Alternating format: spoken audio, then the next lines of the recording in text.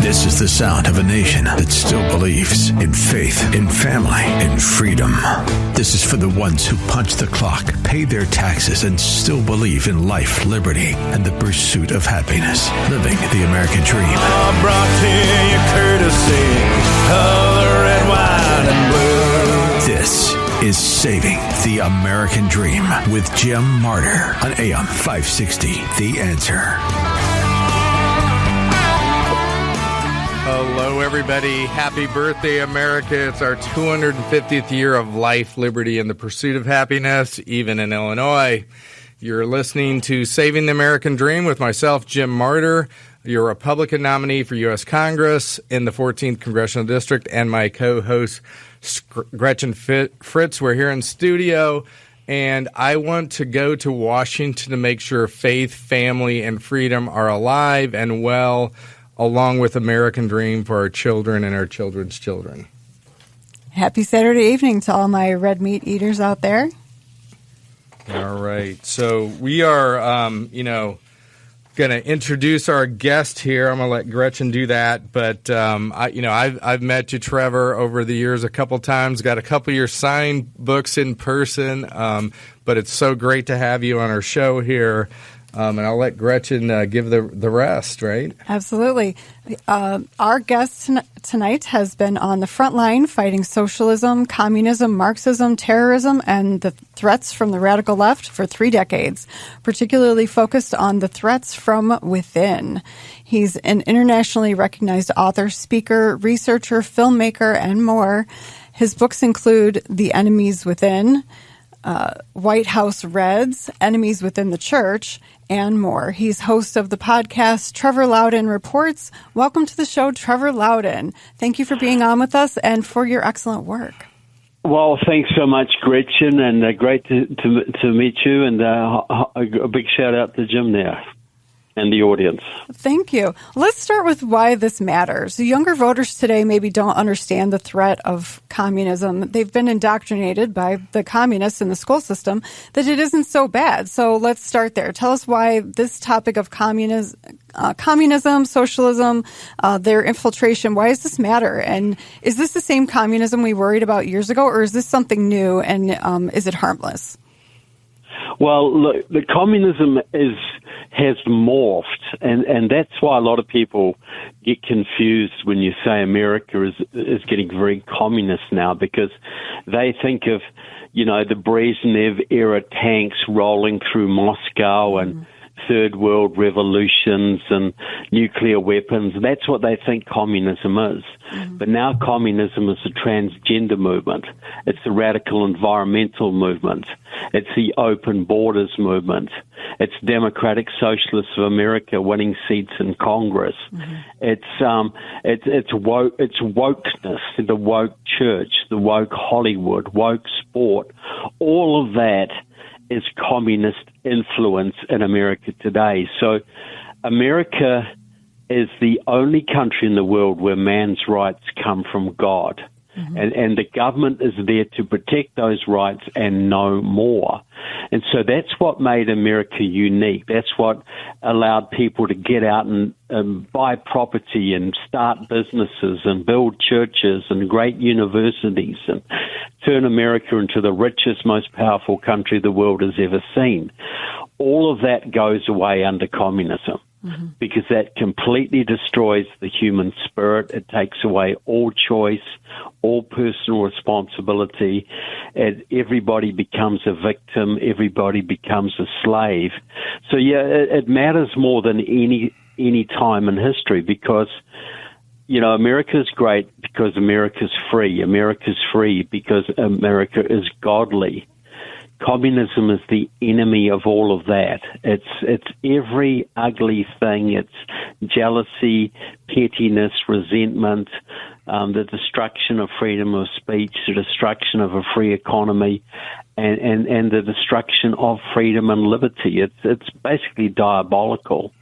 And these young kids who think freedom, communism, socialism is Bernie Sanders in a Che Guevara T-shirt, you need to go and spend 6 months in Venezuela scrounging around for toothpaste and toilet paper and getting a pound of chicken a month.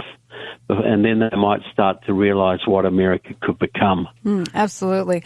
So you kind of started to go here, but you've pointed out that some of the policies that we see today are in fact driven by subversive, un-American ideologies. What are some of those policies that people should look for that would indicate communist influence or possibly being manipulated by the Chinese Communist Party?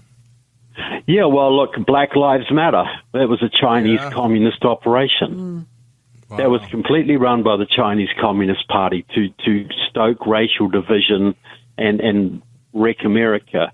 Open borders, completely a communist policy which came into the Democratic Party through Democratic Socialists of America and Eliseo Medina. Medicare for all, otherwise known as socialized health care.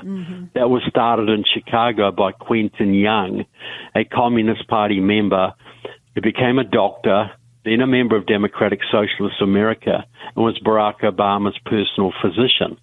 That socialized medicine takes away all freedom of choice in medicine. And if you think don't know what that means, think of COVID, what we went through in COVID, but think of that on a permanent basis. What else? The transgender movement, the destruction of the family, the radical gay movement. These are all communist movements orchestrated by communist parties. The Green New Deal of Alexandria Ocasio-Cortez, which was part of basically Joe Biden's Inflation Reduction Act, that put trillions of dollars into green energy, all of it wasted. And that was designed solely to destroy the American energy sector, to destroy the American economy, to destroy the American military, so the Chinese would have less of a job to conquer us. So all of these major movements we see around us, there's communist roots to virtually all of them, from the Dakota Access Pipeline protests to the radical transgender ideologies, the woke sport, sports teams taking a knee to Black Lives Matter. All of that is orchestrated by the Chinese Communist Party and their local minions, and of course massive election fraud as well. That's also a communist-directed policy. Yes, it's very interesting, Trevor. So you talked about energy and a whole bunch of stuff that I want to get into, but energy. So in Illinois, the Illinois Democrats over the last 15 to 20 years have shut down 23 power plants in Illinois, mostly to no fanfare, no one complaining about it, while their prices go up right here in Illinois. And they have plans to shut down all of the remaining traditional power plant production facilities, including nuclear. They've tried that, but unfortunately unfortunately for their plan, but fortunately for us, they get too much pushback on the nuclear so far. But if they can get away with they're going to shut them down too. They're taking up tens of thousands of acres, which will be hundreds of thousands into the millions, where they want to plow down our fields and put up solar panel plants, data centers, all this other stuff on our farmland. So those are things I'm totally against on that perspective. But I mean, it just it kind of, you've kind of wrapped it in how these people are doing these things, and they've been doing them here in Illinois. It's not like it. It's not just their plan. They've actually been doing it for 20, 30 years. They've been in charge of the state. They've been taking us under. Go ahead. I just want to add a point there. Well, we've got to understand that this isn't just misguided environmental policies. The environmental movement is run by communists. Their goal is to destroy the American free market system, destroy the American economy, and destroy America's ability to defend itself. This is all to the advantage of our foreign enemies. This is deliberate policy. This isn't just misguided greenies. You scratch a greenie, you'll find a red in virtually every case. There you go.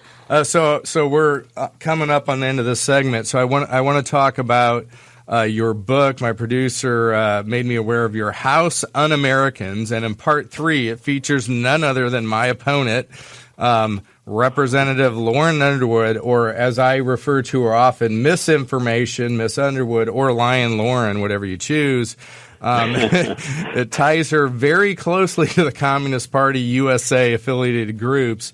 And a couple of those things I'm just going to throw out there, and you can take us in a deep dive next segment. Communist Party USA National Chairman John Bachtel worked on her campaign first time around. CPUSA National Committee member Terry Albano canvassed for Vice Chair Judith LeBlanc. All kinds of folks. All right, well, we have to take a break, but we'll be back with more with Trevor Loudon and more celebrating life, liberty, and the pursuit of happiness with Jim Martyr when we return on AM 560, The Answer.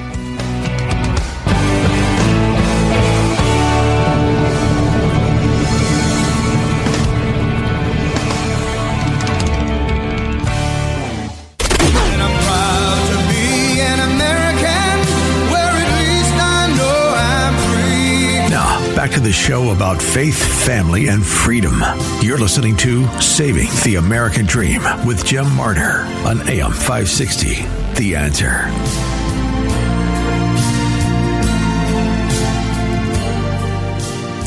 So we are back. We've been talking to our very special guest, Trevor Loudon, and, let's get into it. So my opponent, left of the squad, radical as you get, total commie Democrat, Lauren Underwood, Representative Lauren Underwood. I've been attending her town halls, by the way, and done direct live rebuttals. You can find those on my social media at Martyr for Congress, and we're going to do a lot more about that. Those were just the quick off-the-cuff rebuttals. But Trevor, tell us about her. You've done a whole chapter on her. Well, look, and as you well know, Jim, she's in the 14th district, and that was a Republican district for many years. Yes, it was. So, 50.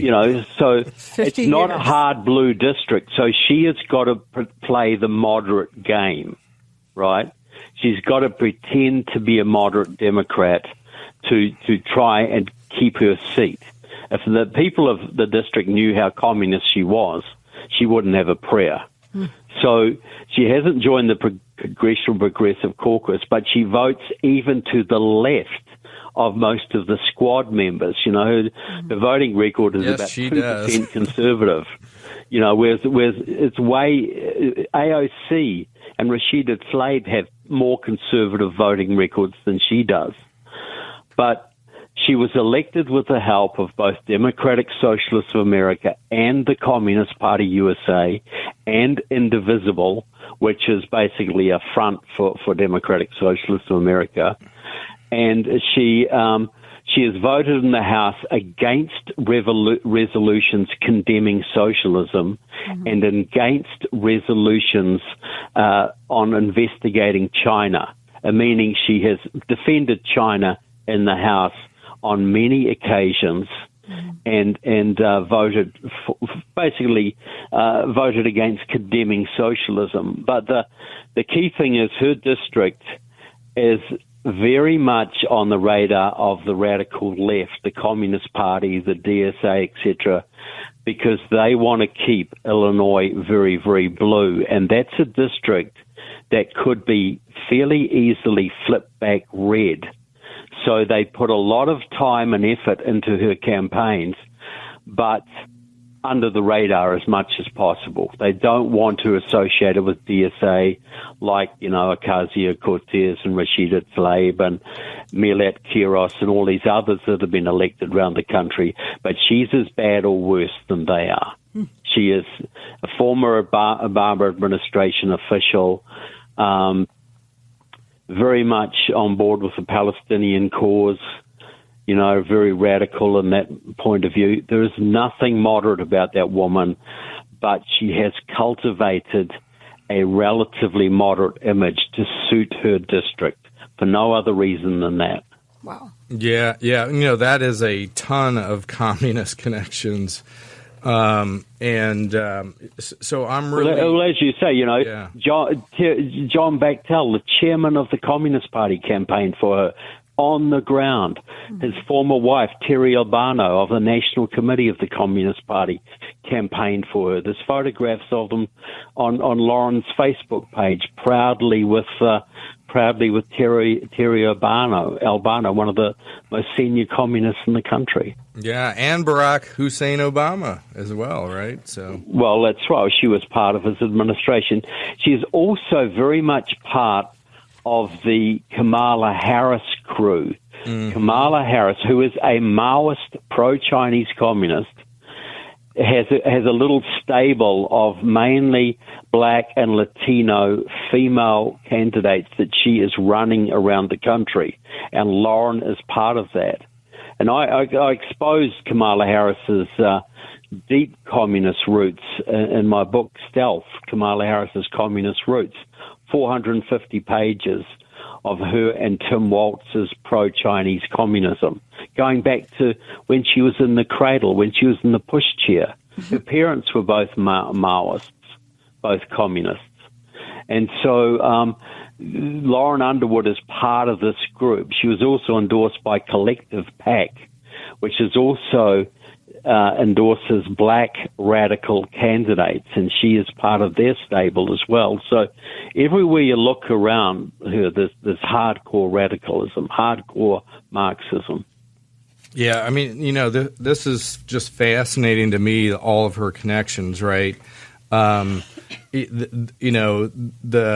reality with her is, like you just said, it's like the image she's portrayed, what the media promotes. Like right now in a campaign, they don't cover me. They don't announce when I have a town hall. Hers are all covered. And then you've got in the district, you've got the media that covers anything, covers us at none at all, right? And Lauren Underwood with big checks running around the district. I gave $1 billion here and $500,000 there and 50,000 there, popping up all over the place. But it's, to me, it's very fascinating that they don't talk about who she really is or what she really says. And by the way, at these town halls, she's saying it. I mean, but there are some of her true believers in those rooms that are very angry with her. They're angry with her because she won't say she will support the bill for full-on socialist government takeover healthcare, right? She won't say that. Mm-hmm.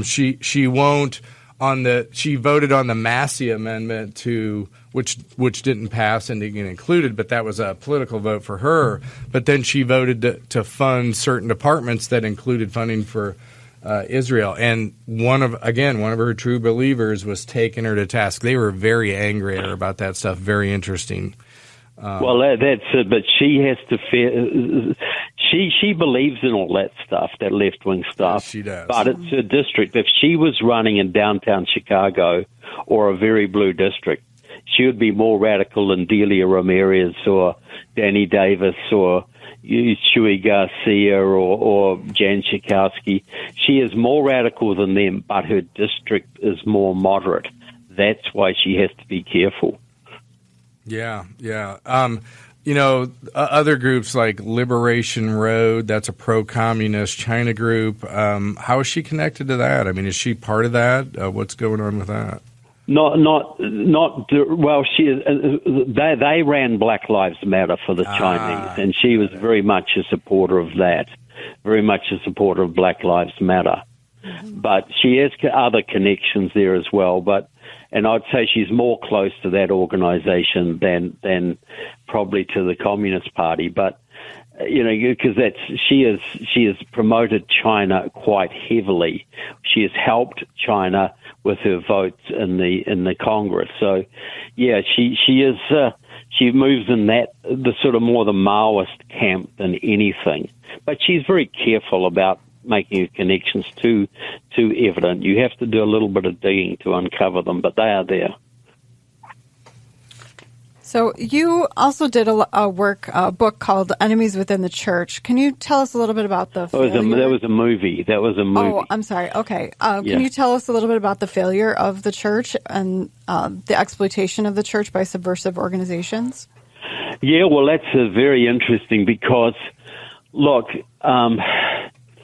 if the churches of today were the churches of the revolutionary times, we wouldn't have much of a problem, because the churches used to be the moral arbiter of the community. People used to look to the church.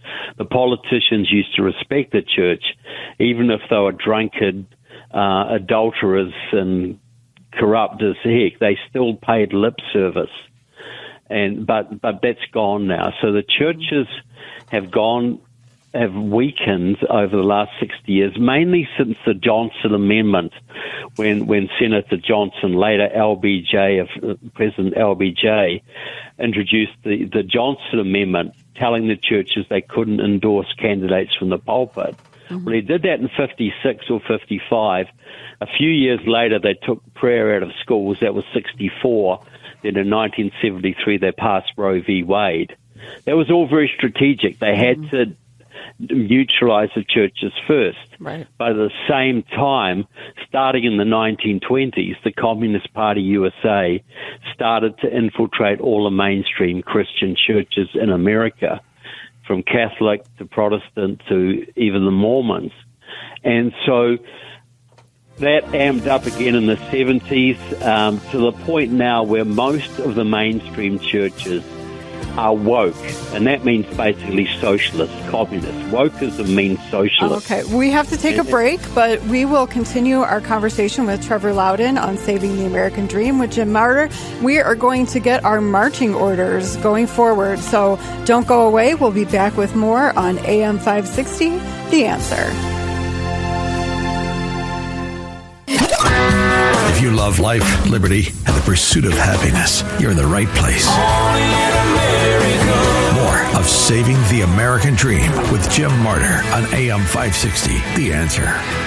Well, we're back here with our special guest, Trevor Loudon. We're going to wrap up with him, but we wanted to get your thoughts on a couple things. One was at the end of the 2018 election, when Lauren Underwood was first elected, John Bachtel, the communist USA leader, said a bunch of things about the results of that election, and it's interesting how this parallels to today because they're still campaigning the exact same way. So he said things like, "This was a significant repudiation of white supremacy, of anti-immigration hate, of anti-Semitism." Interesting, because the Democrats are the party of anti-Semitism. I don't know. For the most part. Islamophobia, homophobia, misogyny, and the denial of the crisis climate. And they said it was also a repudiation of right-wing policies, including attacks on democracy. So what are your thoughts on that with respect to Lauren Underwood and the whole Democrat Party these days, right? Well, do you know what democracy means to a communist? Democracy means the will of the people. But who are the representatives of the people? The Communist Party are the representatives of the people. So democracy to a communist means communist rule. Mm-hmm. That's not what it means to us. Right. But that's what he's talking about there. So what he's basically saying, he's listing all those things: climate change, anti-health care, all this. These are all the Communist Party talking points. So they have flipped the narrative, saying anybody who believes in freedom is basically some kind of fascist. Mm-hmm. Anybody who believes in the American Constitution is anti-democratic. So this is how they twist things. This is how they've reframed the arguments. They changed the meaning of words. But so that was Bechtel basically saying that Lauren Underwood's election was a step forward for the Marxist movement, which it was. Absolutely. It took away a Republican seat and gave a seat to the communists, effectively. Now, you transpose this to the next election. If the Republicans lose the midterms, Trump is going to be impeached for the next 2 years. He's going to be a lame duck president. Then you will probably have a Democrat president in 2028. Now, they've already said they're going to pack the Supreme Court. They're going to put a whole lot of leftists on the Supreme Court. They're going to get rid of the Electoral College, which means all the power will go to Chicago, Los Angeles, and New York. They will make Puerto Rico and Washington, D.C. into states, which means 4 more hard left-wing senators. They're going to, and they will come after their enemies. They will also reopen the borders and flood the country with even more illegals who they will then make them citizens, and they will vote 90% Democrat. If the Democrats win in 2028, it'll be impossible to defeat them going forward. This will be on the way to Venezuela. So I think you talked about marching orders. Look, anybody listening to this should be signing up for Jim's campaign right now. And I'm not getting paid for this, am I, Jim? I'm you are not at all. Nothing. But I've watched Jim campaign for years. I've watched. He's a consistent constitutionalist, a true conservative patriot. Mm-hmm. To flip that 14th district back to Republican control with Jim as a representative would be a massive lift for the freedom movement in Illinois, and it would give Trump a greater chance of holding the House in the midterms. And this is a winnable seat. Lauren Underwood is a lot more vulnerable than people think because there's a real tide going against the radical left in the Democratic Party right now. People are waking up to it. And if you can tie Lauren Underwood into that, she'll become very, very vulnerable indeed. So what can we do in the short term? You get behind Jim. You send money, you get in the volunteer team, you knock doors, because that's a winnable seat. In the long term, we have to push our government to actually start getting very, very serious about investigating the communist threat in our midst. Now, Trump is already doing some of this. He's holding hearings. He's subpoenaing people, or his Justice Department is, which is all good. But that has to ramp up. But I think the immediate battle right now is the midterm elections. That should be 90% of our focus. And anybody listening to this, you have a great opportunity to do your country a great favor by getting behind Jim's campaign. It's right there in your neighborhood.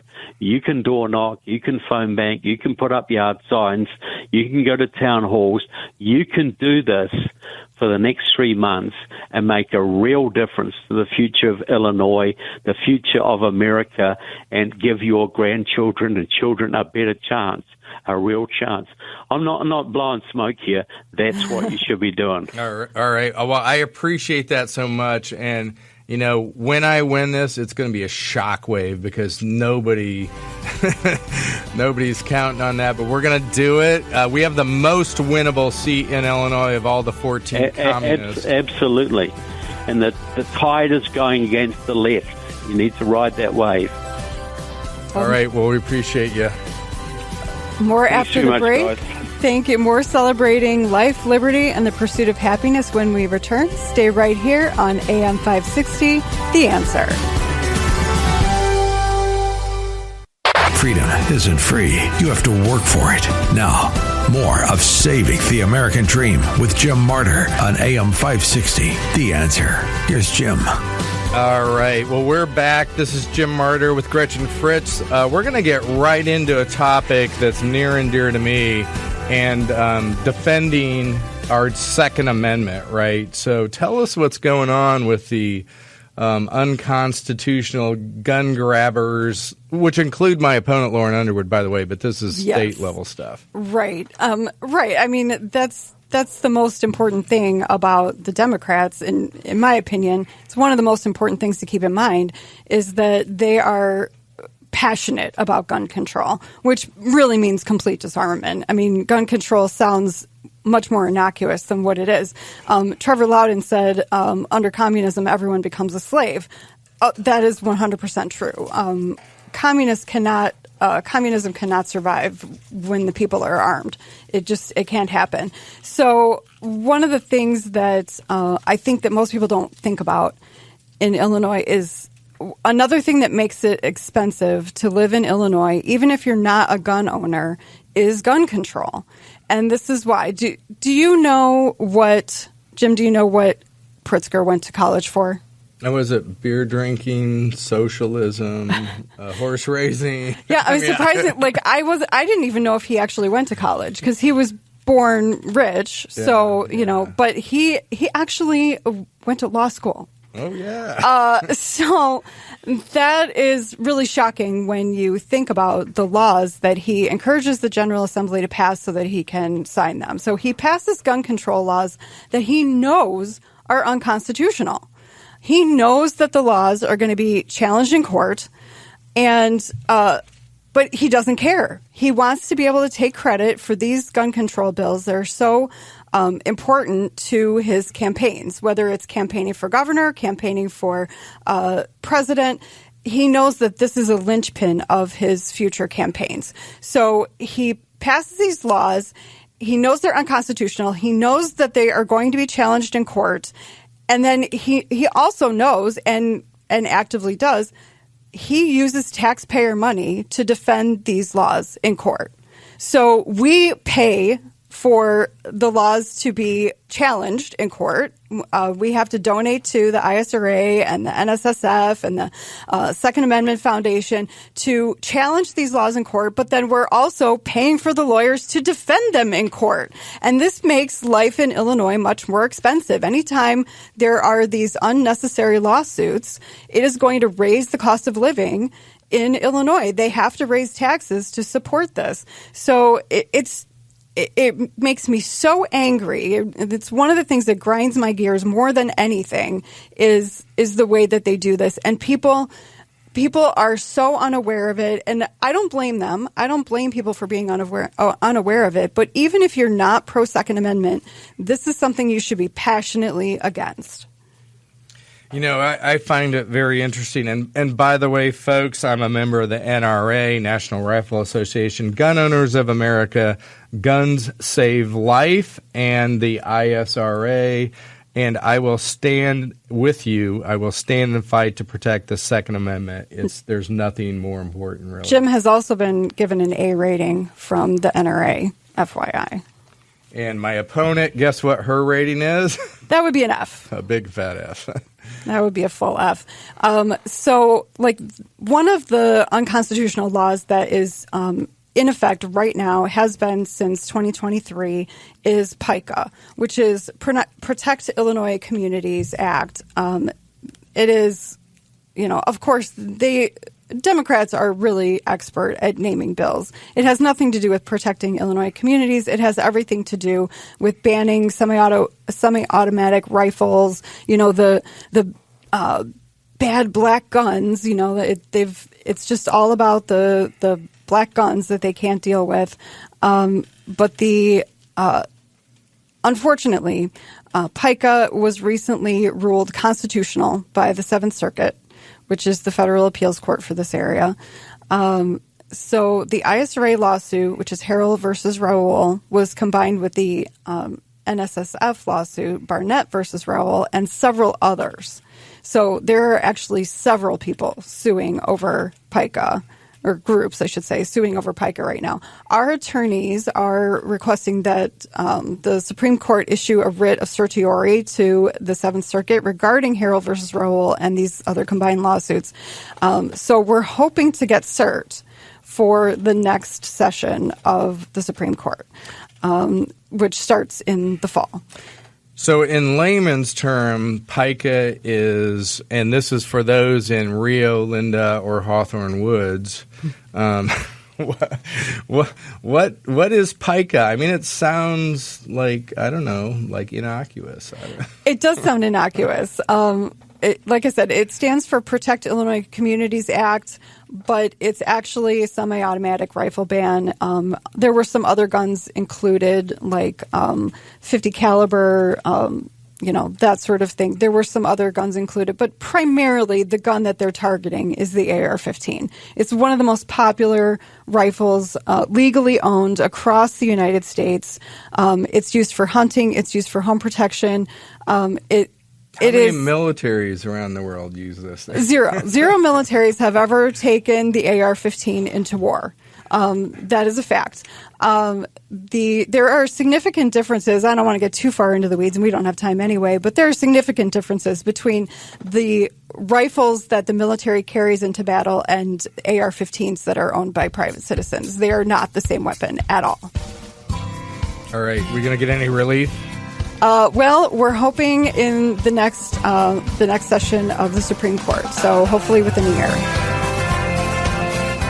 But that's it for this segment. We will come back in segment 5 and wrap everything up. You are listening to Saving the American Dream with Jim Martyr and Gretchen Fritz on AM 560, The Answer. Don't go anywhere.